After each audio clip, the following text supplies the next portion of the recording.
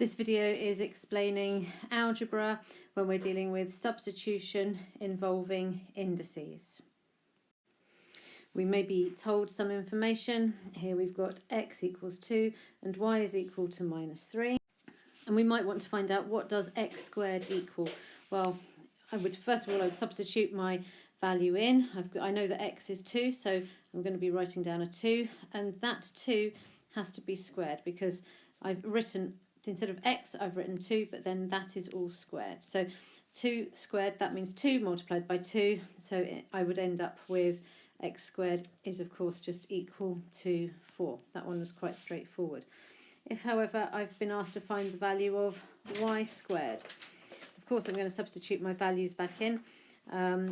We know that y is equal to minus 3.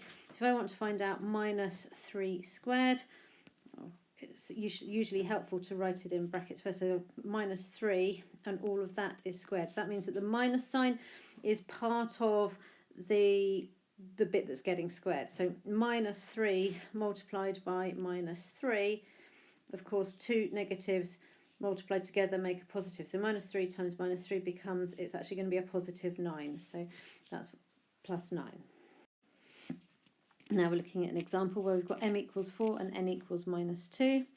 And I may be asked, what is 2m squared?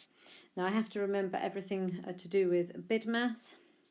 So replacing the m for the value of 4, it means that I'm going to say, well, I've got to do 2 multiplied by 4 squared. So I've got to do the 4 squared before I multiply by 2.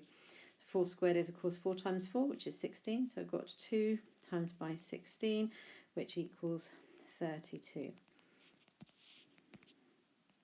Now I'm going to look at the